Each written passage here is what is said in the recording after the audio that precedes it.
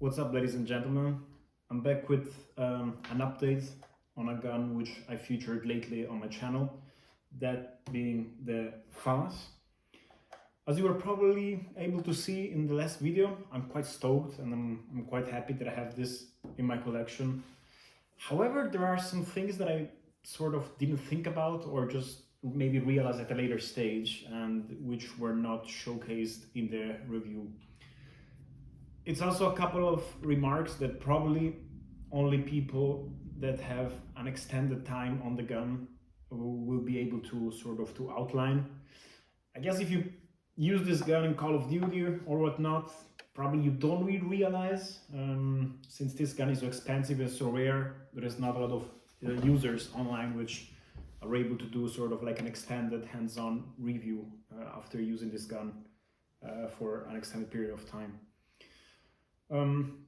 What do I mean by that? So essentially, after purchasing the base Famas, which was shown in the other video, which comes with 25 round magazine and the normal carry handle, I sort of thought, yeah, okay, I want to use the gun, I want to sort of adapt it to modern day use. What's possible? What's sort of the aftermarket spectrum? What can you find for what price? What is being produced? Now, normally when you talk guns, it's the problem can be divided in two sort of areas: supply and demand. Like AR-15s, huge demand and pretty much insane supply. So there, your issue is normally, availability, import or export restrictions, you name it. Okay, but demand and supply is humongous because the gun is used in many militaries. The gun is used by many civilians and sport shooters. So there's a huge aftermarket environment ecosystem. And where does the Famas fit into this? So in terms of demand, it's extremely limited. You got French military, which is what it is, the French military. So, budget cuts, not really popular, limited demand in continental Europe. Outside, in terms of export, none. I mean, it was exported to some maybe African countries, which are not exactly known for having huge budgets in terms of military, and maybe some Gulf countries, which tend to spend their money elsewhere nowadays and not in the Famas. So demand is almost virtually non-existent.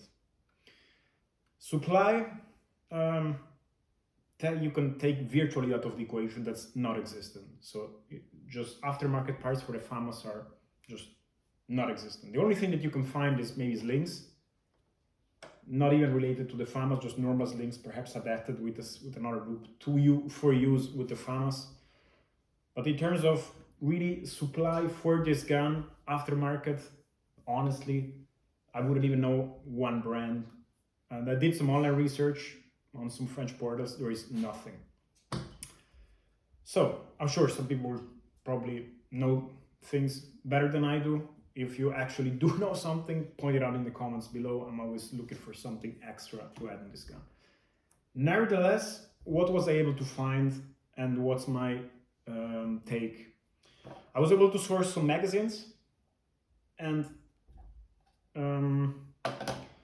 I was able to source a sling, an original sling, for 80 euros. Okay, this is as good as it gets. 3-point sling. And I was able to get a new carry handle. So I'm almost happy right now. I think it's really as good as it gets in terms of aftermarket for this gun.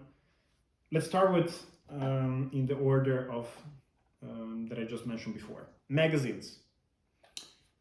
This magazine is dated 84. I mean, I've seen quite a lot of shitty magazines in my life for a lot of guns, but probably this one beats them all. In terms of cost, sort of quality cost ratio, I mean, this is probably the worst magazine that I've ever seen.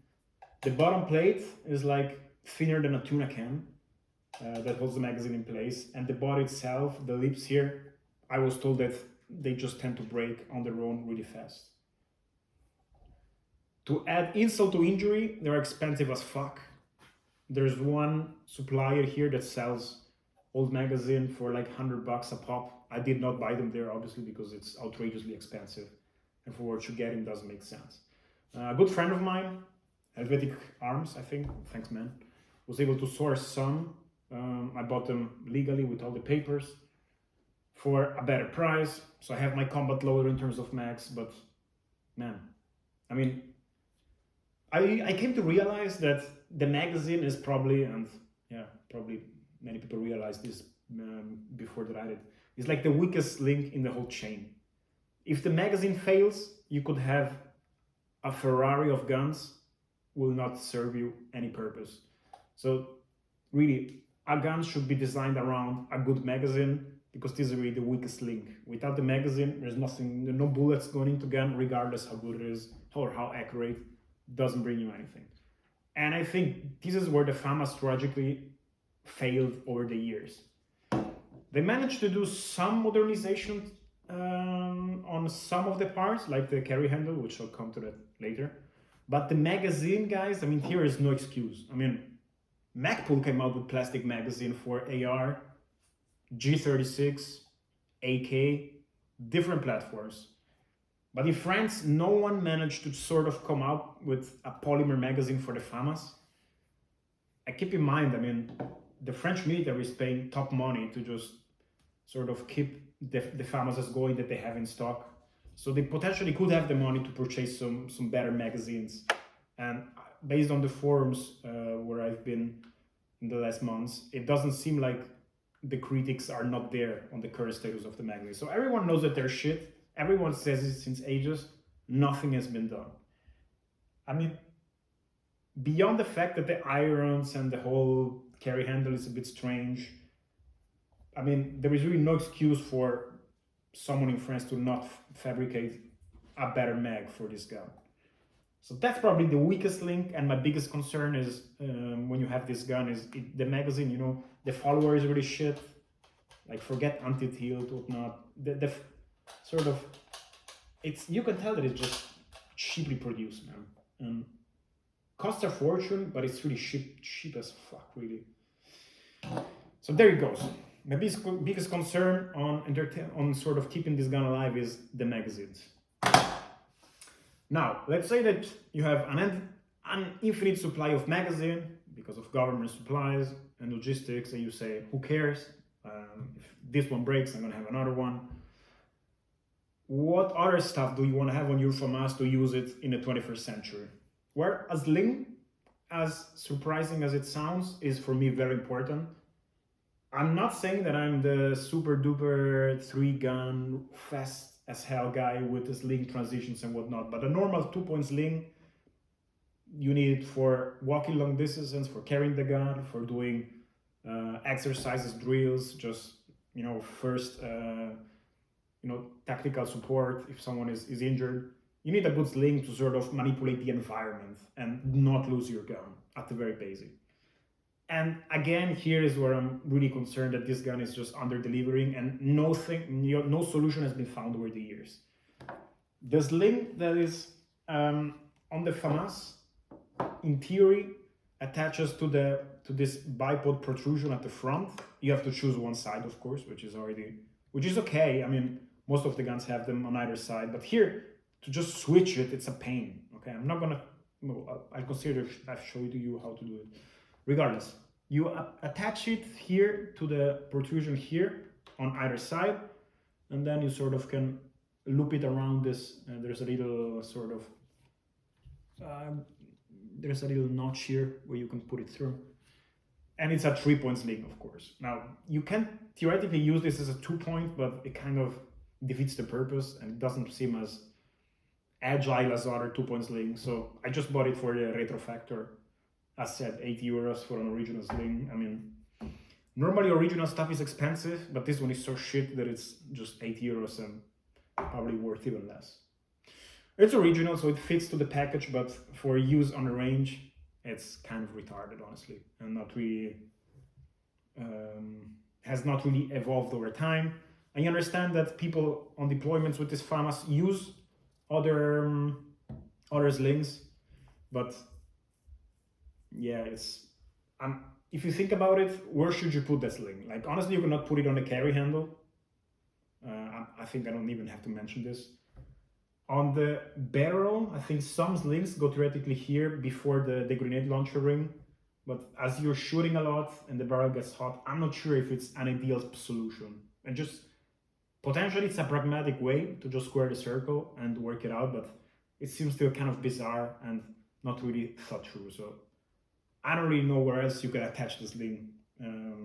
It seems like the platform, they didn't think about it. Manufacturers didn't think of any other solution. So that's kind of an evolutionary step that this gun has missed totally. Correct me if I'm wrong again, but this is just my impression.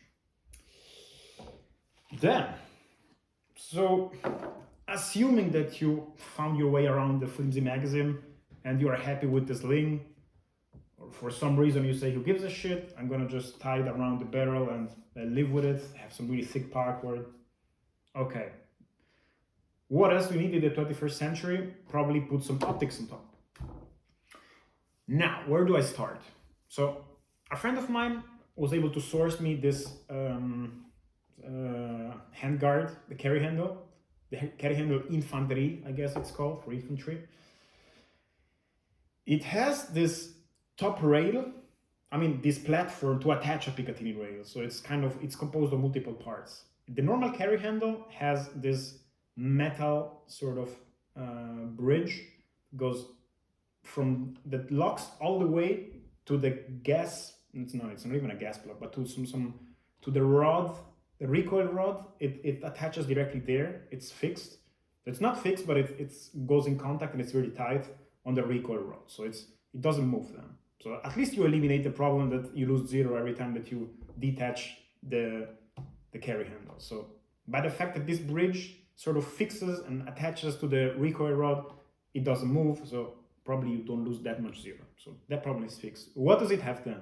It's a little bridge here at the top with 2 screws, and you can attach a Picatinny rail here that's parallel to the barrel. Because normally the Famas carry handle is canted. This one is it's cut out.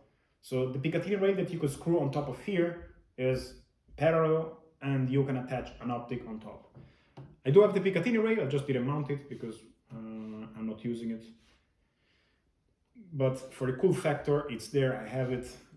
I tried it out with some scopes.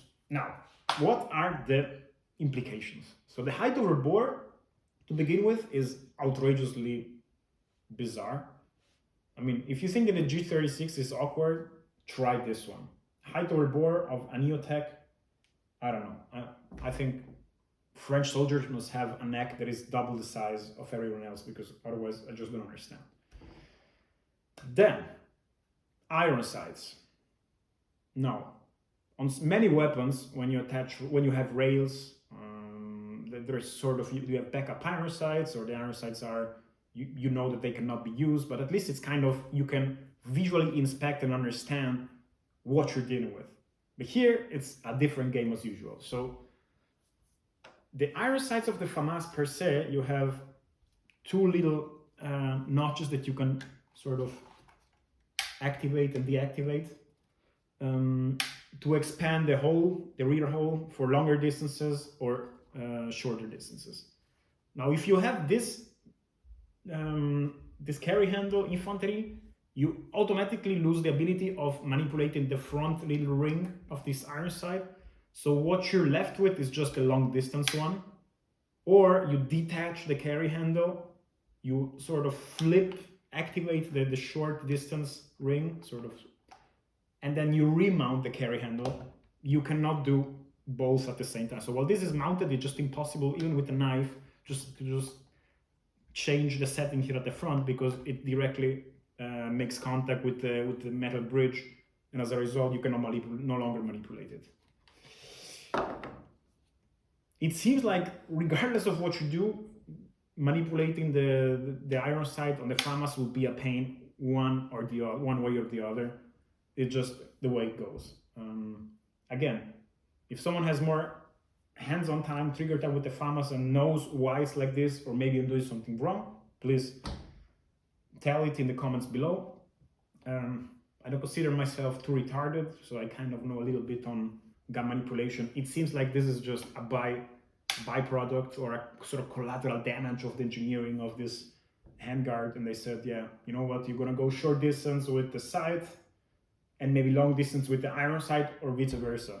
Go long distance with the top, and then the short one, the iron sights are maybe zeroed for short distance engagement.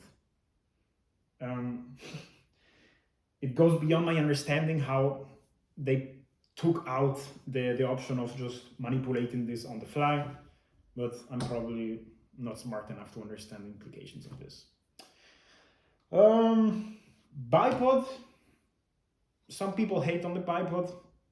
I love the bipod on the SIG 550. It's an extra weight factor, but I can live with it. It's not too bad actually when you're sighting the gun in at 300 meters. I can live with the bipod. Grenade launcher, whatever it's called, assistance, whatever it is. I don't think I really understand, or I didn't even invest time into trying to understand how it works, but it looks cool, and that's the only thing that matters. And yeah, I mean, this is just my updated view on the Famas. Again, as said, I would just buy it anytime going back if I had the chance.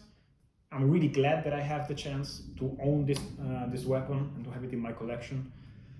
But it just blows my mind how, you know, the AR-15 platform at the beginning, the M16, many people hated on it. In Vietnam, it was shit.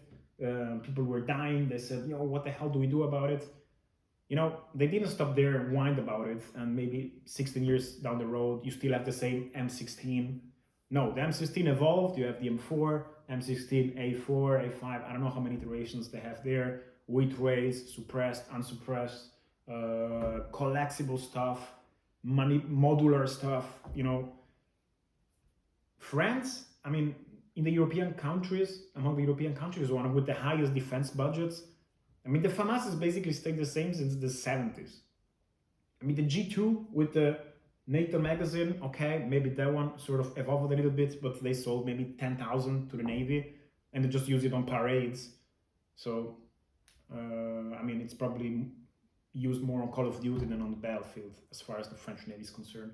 And the special operations use other guns altogether, so they don't even use the Famas. So the G2 is just there for show. The F1, which is used in real life engagements, was now replaced by the HK416. And probably if you look in the armory, the F1s, beaten up as fuck, are exactly the same as since 70 years. I mean, with the exception of the carry handle, I don't think this gun has seen any ecosystem in terms of aftermarket whatsoever over the past 40 years, 50 years. And it's quite sad, honestly. I mean, France is not Switzerland. I mean, we have, I don't know, 500,000-600,000 SIG 550 in circulation. And understandably, the aftermarket is quite limited. But still, even for SIG, you can get fancy handguards, Picatinny, whatnot, the collapsible stock, different magazines. You have the lower to use M16 magazines. So, okay, the 550 is expensive, it's not as modular, but if you have the coin, you can get something that is more sort of suitable to the 21st century battle scenario. But the Famas, even though it was even probably produced in higher numbers for a more important military that actually uses them in conflict scenarios, it just blows my mind how no one ever tried to produce something to make it a bit more modern. So there you go. I hope you liked the video. I hope you like the Famas. I wish I could shoot it a bit more often. I'm just a bit busy with work at the moment. But yeah, if you have more questions on the Famas, or if you would like to have more details, maybe also on the inside, on the disassembly, let me know. Otherwise, I have a surprise for you. I have a new gun incoming. Quite a nice purchase. A bit different from what I usually buy, but definitely matches that, you know, special collector value SBR character that I'm always looking for. Hopefully I can do a video of that in the summer. Thanks a lot and have a nice day.